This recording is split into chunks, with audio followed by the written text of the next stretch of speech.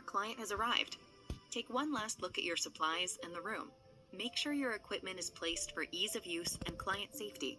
Okay, let's get going and prepare your client for treatment. Greet your client in a professional but friendly way, shaking their hand and making eye contact while introducing yourself.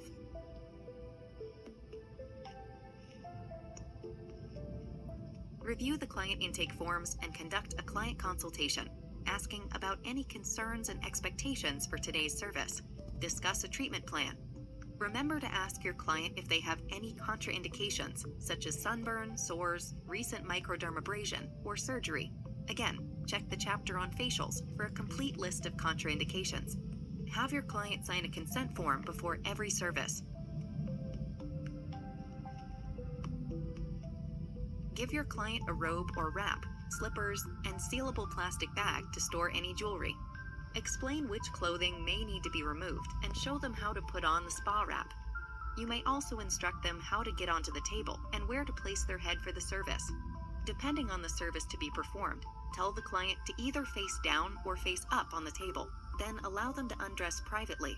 Always knock before re-entering the room. You are now ready to perform the requested treatment. Place a bolster under their knees to relieve pressure on the lower back if they are facing up. If your client is facing down, always place a rolled towel or small bolster under their ankles. Bring the second sheet up and across the décolleté and place the second hand towel across the chest on top of the covers. Now that the client is comfortable, we need to protect the client's hair with proper draping. During setup, you place the towel on the headrest. Fold the towel into a triangle from one of the top corners to the opposite lower corner and place it over the headrest with the fold facing down. The client places their head on the folded towel, and the esthetician now brings the ends of the towel up to the center of the client's forehead to cover the hairline. Use a disposable headband to hold the towel in place and a spatula to tuck in the hair.